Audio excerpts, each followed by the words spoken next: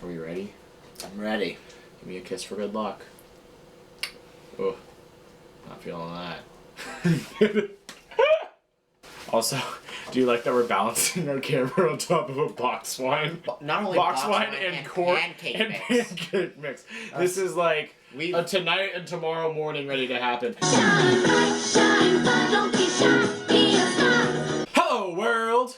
Say hi to the world, Chris. Hi, world. Hi, internet. Hi. I'm Michael. And I'm Chris. And we are so excited to be here to recap the first actual episode of RuPaul's Drag Race All-Stars 2.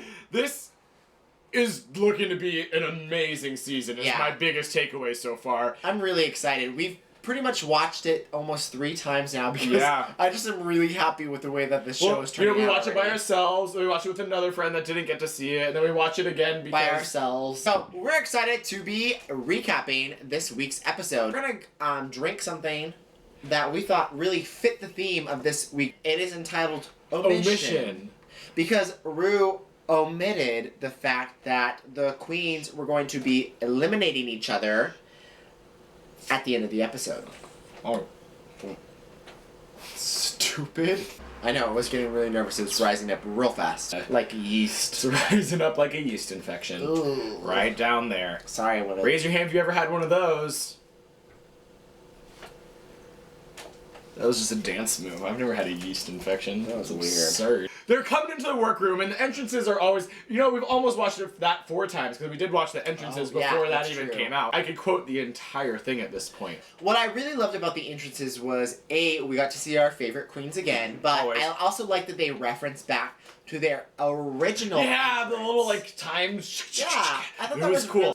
It's also fun watching them enter now, like, they know who everyone is. It's not like their first impression anymore. They're just like, oh, I wonder who else is going to be on this. Right. And you get to see how they're going to interact already. Some of my favorite entrances, I really loved the way that Roxy entered, mainly just because Roxy is looking bomb. She looks like so good. She looks... It is unbelievable. Yeah. She's certainly here for her redemption. She's here for her redemption. And she says that right away. She's like, I need to make sure that people like me for me now, and that they know that I'm a good person. She walks in, she looks great, then she's like, I'm here to be great, and then she's like, also, by the way, Coco, your outfit looks like trash made in a garage. I loved the fact that she came in, like, with that tongue-in-cheek piece of, I had that Tang makeup on, and it was something to make fun of, but now I'm owning it, and I'm literally walking in with a Dorito fucking compact.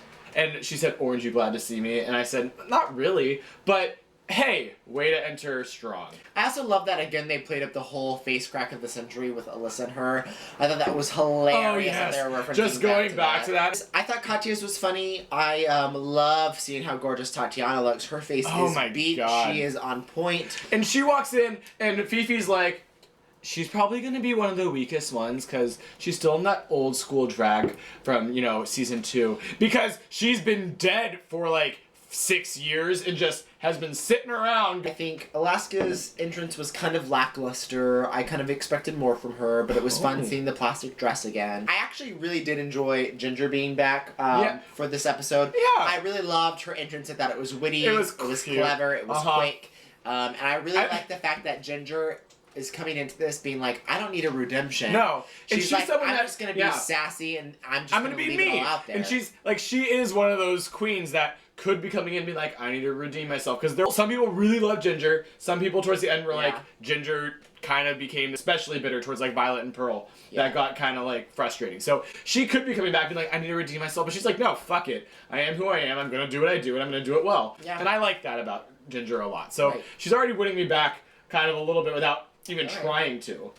At this point, everyone has entered the workroom, and we're all feeling very excited right away. What makes me even more excited about what this season is about is they just cut the crap and go right into the mini challenge, which is reading. Because reading is what? Fundamental. Illiteracy is a major problem. Even Helen Keller had Braille. She could work it out, sign language, but you gotta read in some way or another. Right. One of my favorite reads had to do with Katya and Roxy. It was really, like, awkward, but, like, in the best way that only Katya could do. And I just loved Alaska's reaction, like, on the ground. I thought that was hilarious. The read was, I think of you often, mostly in the morning, at the bus stop. Referring to Roxy being left at the bus stop when she was like a tiny little child with her sibling and her mom never coming back. Which is tragic. Terrible. Horrible. Awful. Awful. At the same time, like, that is totally the sort of thing that you might joke about behind closed doors and hope that no one ever hears you ever actually say anything about that. Here's the best thing about this episode, is that the challenge itself is a talent show in which the queens just get to, on their own, come up with something they want to do. That's exactly what you want to see from All Stars. What's your thing at this point? What are you doing? What have you been up to? Let them, like, spread their wings and fly away into greatness. And I think, on a whole, they did.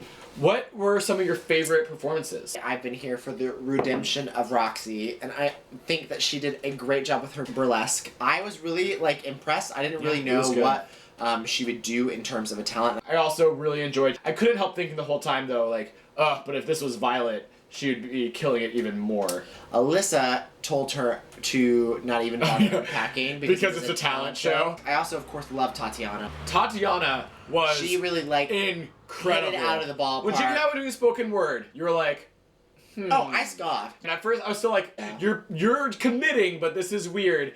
And as soon as you get to, and he's feeling real thick. And right at those moments, you saw the judges perk up, you saw everyone perk up, and from there on to the end, it was full steam, home run. Tati is bringing it this season. You could never imagine her doing something like that in season 2. No, but that's kind of what I like about her. And she mentioned that when people were talking smack. Oh, yeah. She was like, people underestimated me my season. It doesn't work out well. No, it doesn't. Lots of singing acts. We had Ginger singing, we had Fifi singing, we had Adore singing, we had Alaska singing, we had Detox singing. That's half of the acts were singing. And here is the thing, is that some of them were awful and some of them worked out really well. The 2 successful singing acts were ones that had shticks. Yeah. Detox had the glow paint with the drums, which made it really interesting, and the sexiness of slapping on your body. And Alaska's was just funny, and she knew that she was going to ham it up and be, you know, comedic about it. It wasn't just going to be, I'm going to go out and sing a pretty song. I don't really understand why you would do a singing thing for this talent show unless for it's this gonna be kind of talent really show. Engaging. Yeah. Fifi, I don't know what she was thinking about singing a cappella, because if you heard her from her season, she sounds like shit. She's not a great singer. I don't know why she tries. Girl can never find a note. She is convinced she's an amazing singer. The voice sound itself isn't bad. Maybe the acapella thing didn't help, but I mean, we can go back to Sharon and her with her like operatic things she did. I'm not a great singer, but I recognize that. And unlike Fifi, I'm not about to sing acapella. You recognize that. Katya did some gymnastics, which could have been a flop had she not like hammed it up with you know, little facials and things like that. Bottom one's Coco. I don't know why she bothered dancing. It doesn't make sense. It's terrible. Awful. Stupid. Don't do it. Coco, you went wrong. You don't try something new on a talent show. You do something that you're really good at and you blow the judges away. I would not go and be like, oh my god, there's a talent show. You know what I'm going to do? I'm going to unicycle while I swallow swords. Because 1, I have never used a unicycle. 2, I have never swallowed swords of the metal variety. Those are the bottoms, right? It was Adore, Coco, and Fifi. And your top ones were Tatiana, Roxy, and this is where the bomb is dropped. Yep. And I think we're ready for our next drink. I think so. No, this one did fine. Oh, yours exploded everywhere.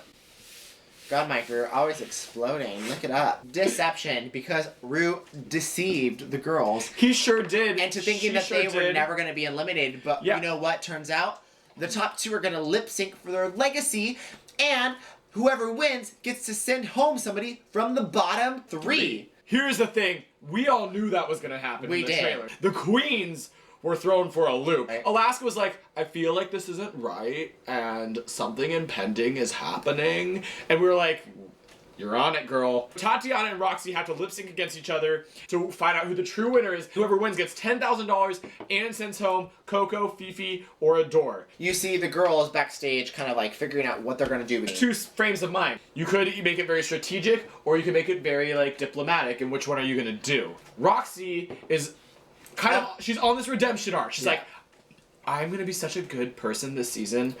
I would never, ever send home someone that, you know, didn't deserve to go home. she goes and she meets with every single person, and she sits there. This is what was called a power outing in I Love Money, where you're like, I've got all the fucking power. You grovel to me right now and we'll see what happens. But she frames it much more nicely. And she's like, I would never send you home. Oh no, you deserve to be here. You're great. You're amazing. And Tatiana's like, I don't want to meet with anybody. She's like, I already know what I'm going to do. Yep, and she's not smoking a cigarette, but that was pretty much the way she carried the situation, was like, I'm doing my own fucking thing. I know who I'm going to send home. And I love that she was like, this is where Roxy threw me off. Because Tatiana was like, yes, I totally, like, I'm fine with sending home the person I think who did the worst, but I'm not going to just listen to whatever the judges said, because I have my own opinions and I'm my own person, and I might believe that someone did worse than what the judges are thinking. And Roxy's like, well, they're the professionals. And it's like, you're all professionals. You're all amazing drag superstars. Like, you can have your own opinion about what the other people did. Don't be afraid to be cutthroat. Like, I get why Roxy's nervous about it. Right. We got 3 thumbs down on our last video, which means we've made it. But also, I got a twinge. I was like, do I have to change myself for the audience? And you know what? No, you don't. No, because I'm going to soak it in, and I'm going to be hated, like, everywhere. All the way into my kneecaps. So anyways, Roxy meets with all the girls. Tatiana meets with none of the girls, because she's like, I've made up my mind. And then they go and they choose their lipstick. So I love that touch. basically, they have a lipstick with everybody's name on it. They put it in their bra. So it's like, when they win, yeah. they can reveal who they want to let go. Yeah, there is a lack of urgency in the new lip sync format. Mainly just because the big drama comes after the lip sync's even over, as opposed to like, oh, you're fighting for your life. I feel like the strategy would be like, I want to play to be safe every time, so I never have to worry about being in the bottom, and I never have to worry about sending someone home, and I'll just float through the middle all the way to the end, a la Megan Hauserman, Beauty and the Geek Season 3. Stay under the radar so you're never in the line of fire, and then just come through at the end. You're good. So there's the lip sync, and I wouldn't say it was the most show-stopping lip sync. Neither of them really go, like, balls to the wall, or ovaries to the wall, vaginas to the wall. No one's on any wall of any sort. I think that Roxy sold it more in her face, but I think that Tatiana's movement was way more captivating, and I enjoyed watching her more. I wanted Tatiana to win. I mean, I did too, but I think that Roxy, the way that the camera focused on her and just kind of some of the facials she was giving, I thought fit. It was more fun, with the actual song. Tatiana does sexy extremely well, but you know, the key to the lip sync, can you feel through the song the same way? And so I thought Roxy had a little more smile and a little cutesiness. So she ended up winning $10,000, and who does she send home? She sends some cocoa. But, plot twist, guess what? Oh, yes! This is like Top Chef, Last Chance Kitchen. Last Chance Kitchen is back! The queens have a chance for revenge. Nice. We don't really know quite what that means, but I'm sure we're going to find out more next week. There's a lot to be unfolded in this next episode. Unfolded, untucked, unwrapped, undone. Hey, you, stay with us, because even though we got 3 thumbs down, I think we got like 6 thumbs up. We got 8 technically. 8 thumbs up. Well, one of them was me on an hour. Like, whatever. Like, hey, it still no. counts. If you can't love yourself, how in the hell are you going to love somebody else? Come keep watching, because we'll be here. This is RuPaul's Drag Race All-Stars Season 2, RuCap Boozecap's. I'm Michael. I'm Chris. They're coming back full force, and we'll see what happens. I'm not psychic. I can't have premonitions. I'm not God. Eats great, no matter where she goes. Dress her up.